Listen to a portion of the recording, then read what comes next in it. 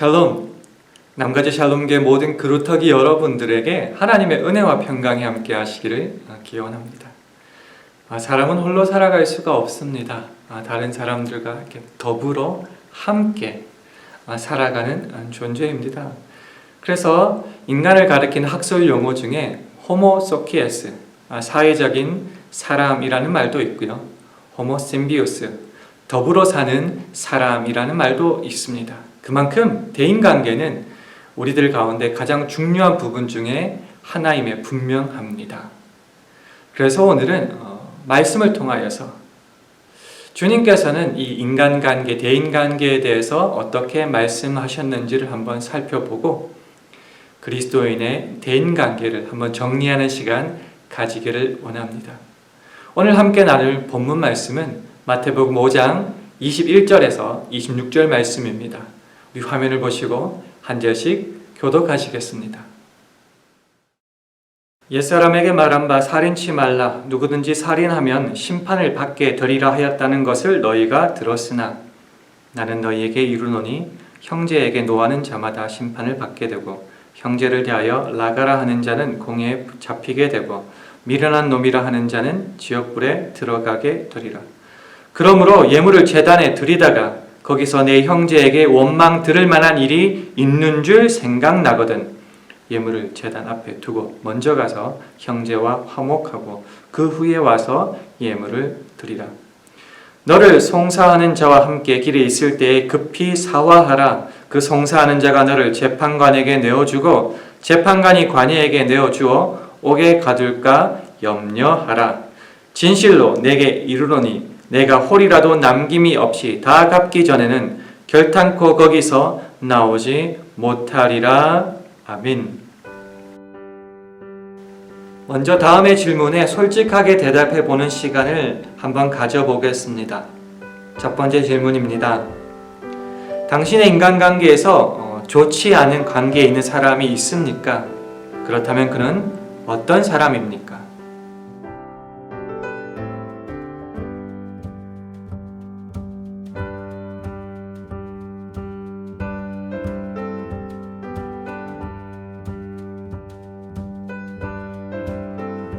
마지막 질문입니다. 당신이 갖고 있는 인간관계에 대한 좌우명이 있습니까? 그렇다면 그것은 무엇입니까?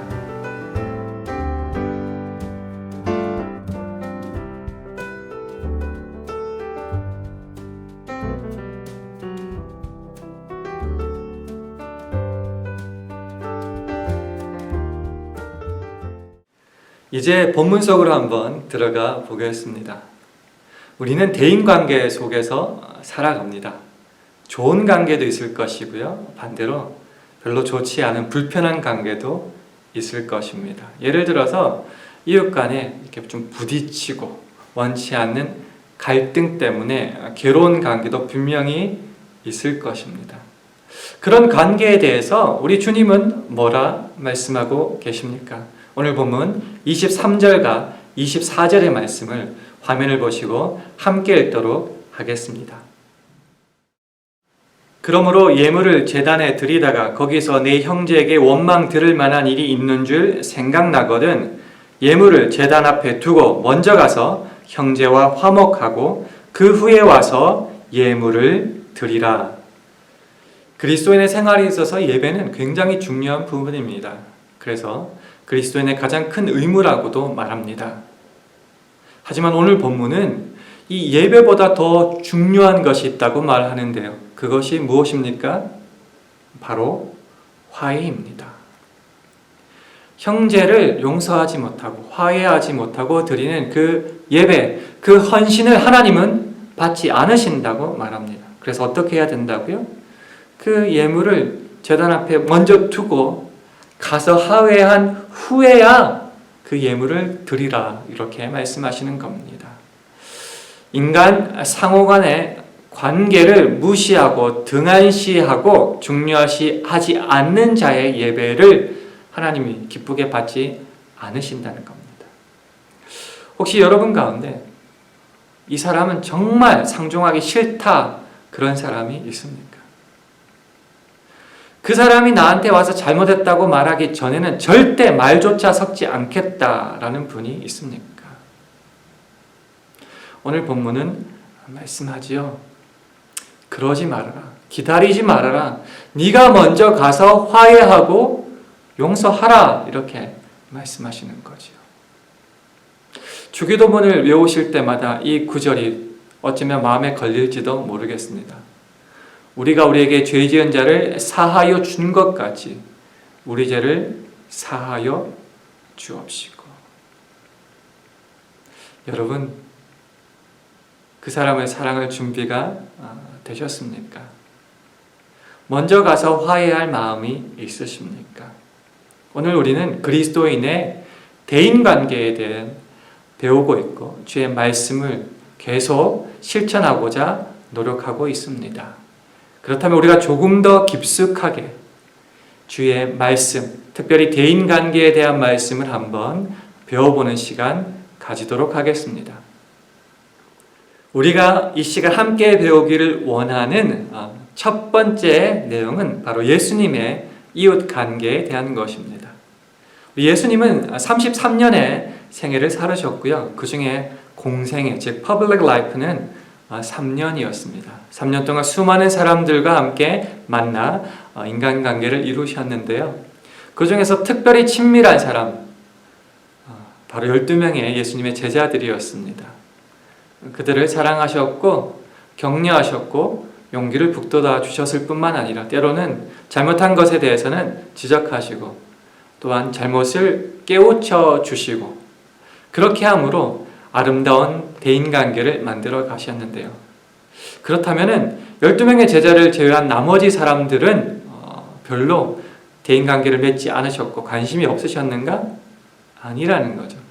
예수님은 모든 사람을 차별 없이 사랑하고 대해 주셨습니다. 그래서 우리가 확인하고 싶은 그 중에 첫 번째 인간관계는 바로 삭개오와의 인간관계입니다.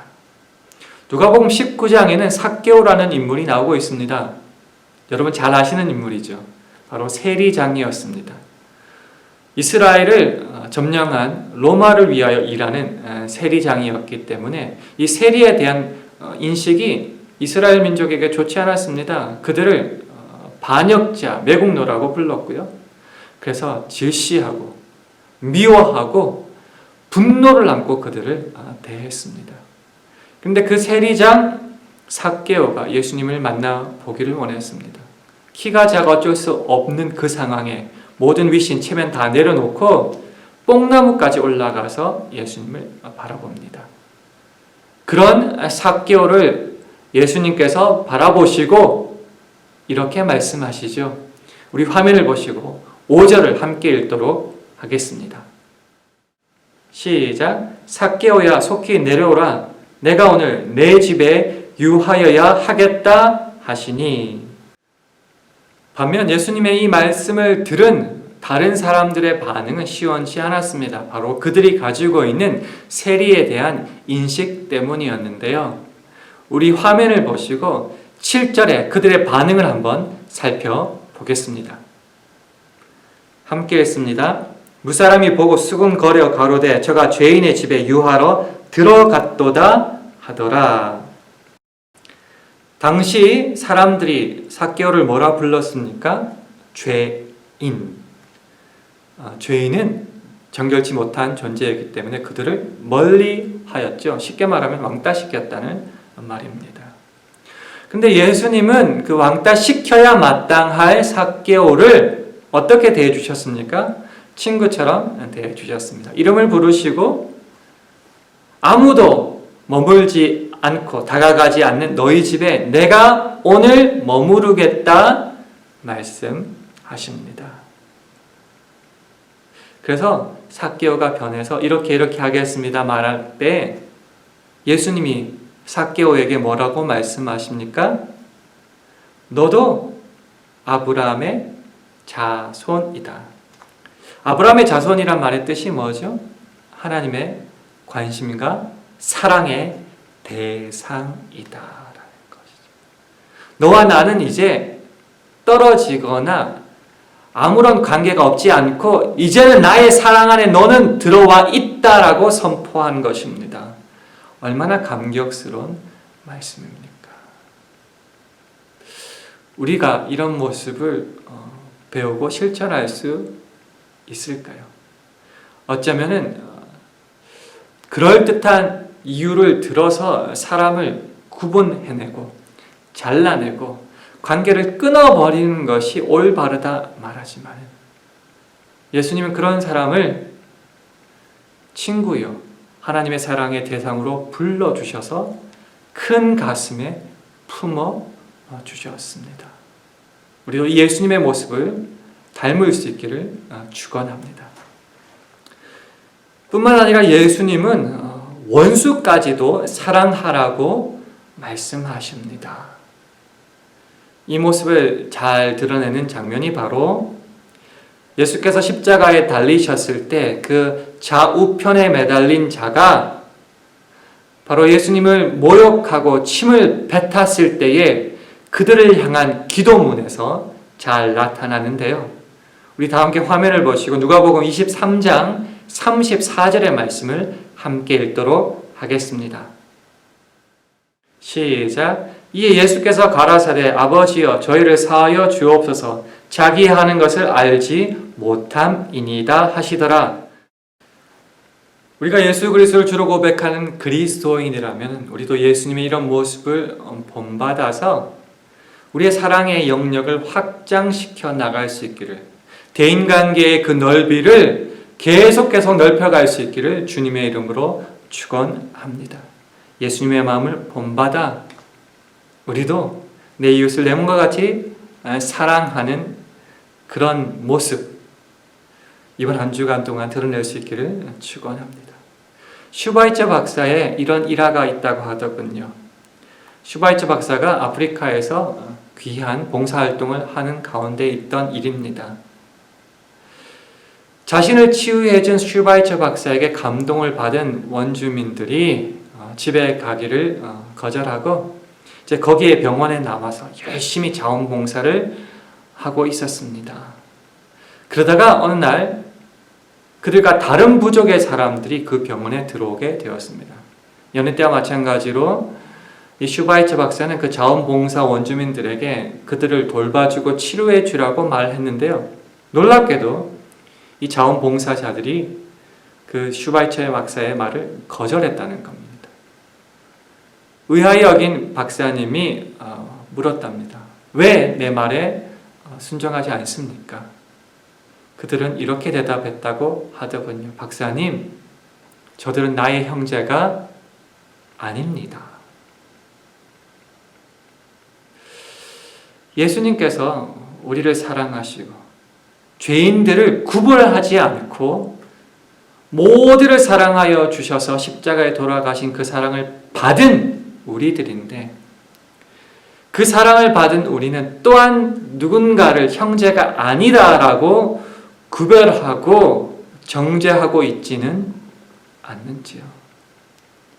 우리가 슈바이처 박사의 그 자원봉사자들과 같은 마음이 있다면 이 시간 그 마음을 주님께 다 던져버리고 다시 주님의 크신 사랑으로 들어갈 수 있기를 원합니다.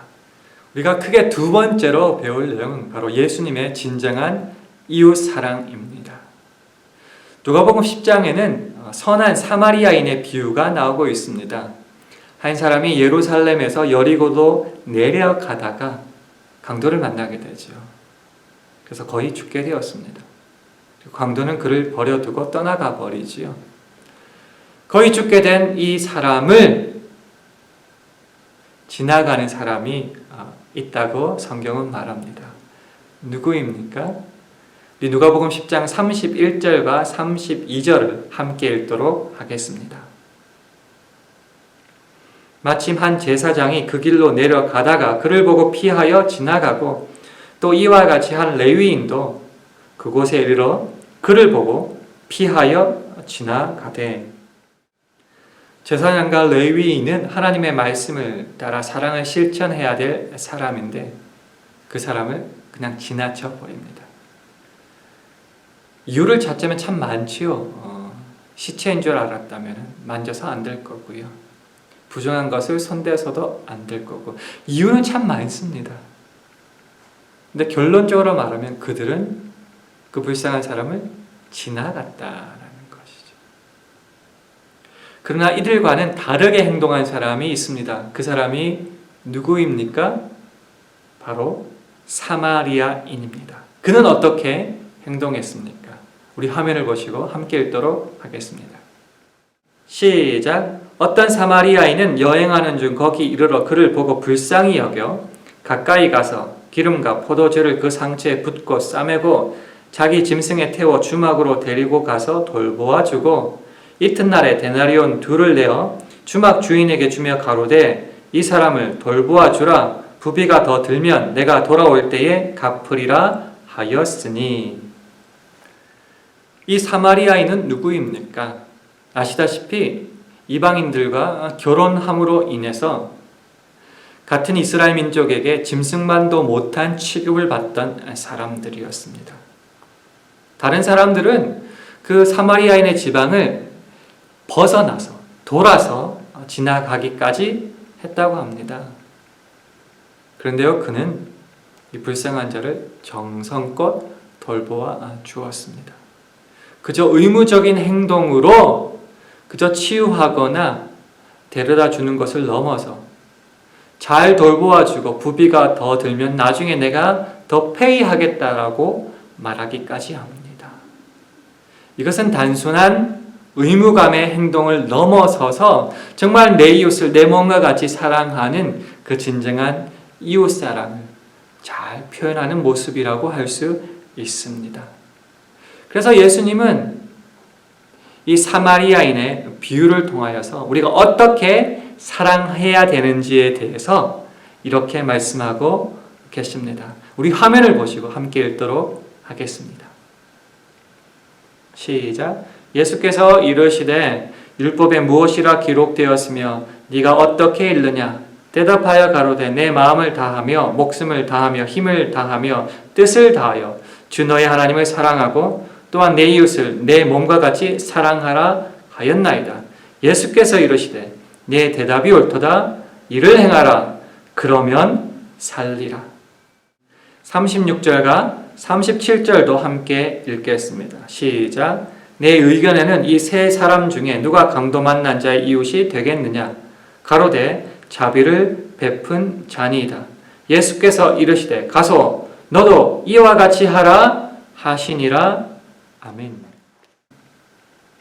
우리가 대인관계에 대한 주님의 귀한 말씀을 함께 나누었습니다. 중요한 것은 주님께서도 가서 이와 같이 행하라 말씀하신 것처럼 그저 배우고 암송하는 것으로 끝은 아닙니다. 우리가 그 말씀을 따라 실천하며 그것을 습관으로 나의 인격으로까지 완성해 나갈 때에 비로소 우리가 하나님의 사람으로 아름답게 설 수 있는 것입니다. 오늘 가르쳐 주신 그 귀한 대인관계의 말씀을 따라서 우리들도 이 말씀을 따라 실천하며 행하며 우리 주위로 이 사랑의 물결이 흘러넘치기를 주님의 이름으로 축원합니다. 이 시간 우리 스스로에게 말씀을 적용하는 시간 한번 가져보겠습니다. 첫 번째입니다. 당신은 지금 이웃에 대하여 어떠한 태도를 취하고 있습니까?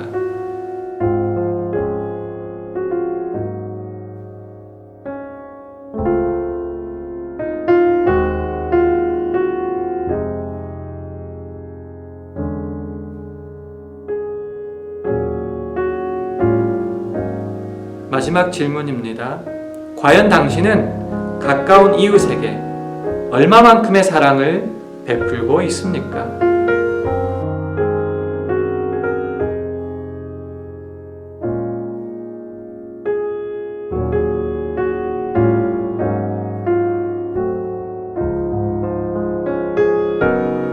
이 시간 합심하여 한번 기도하는 시간 가지겠습니다. 주님, 우리 가정이 먼저 모범을 보여주신 예수님의 이웃 사랑을 배워서 나를 먼저 사랑하시고 구원하신 주님의 사랑으로 나의 이웃을 진정으로 사랑하게 하옵소서.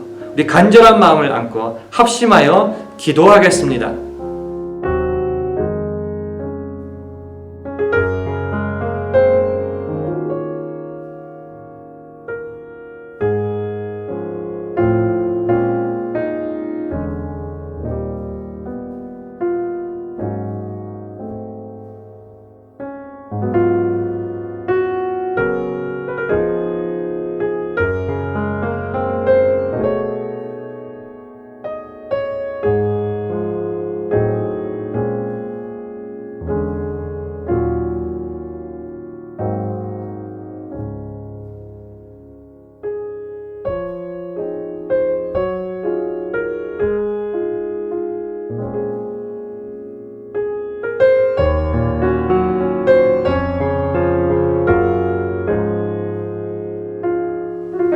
제가 마무리 기도하겠습니다. 하나님 아버지 은혜를 감사합니다. 때로 살아가는 가운데 사람을 만나 관계를 맺는 것이 가장 힘들 때가 있습니다. 그 사람만 없다면 모든 것이 행복할 것 같을 때가 있습니다. 하지만 우리가 아직 죄인 되었을 때에 그리스도께서 우리를 위하여 죽으심으로 하나님께서 우리에게 대한 자기의 사랑을 확증하신 것처럼 그 주님의 사랑을 힘입어 내가 미워하는 그 사람을 사랑하며 먼저 찾아가 화해할 수 있도록 축복하여 주시옵소서. 그리하여 우리 안에 역사하신 하나님의 사랑을 온전히 나타낼 수 있는 우리 모두가 되게 하여 주옵소서. 때로 너무너무 사랑하기 힘들지만 내 힘이 아닌 주님의 힘과 능력으로 할 수 있음을 믿습니다. 내게 능력 주시는 자 안에서 내가 모든 것을 할 수 있음을 믿사오니 이번 한 주간은 주님의 가르침 아래서 그리고 그 사랑과 함께 온전한 그리스도의 인간관계를 가지는 우리 모든 그루터기 가정 되게 하여 주옵소서.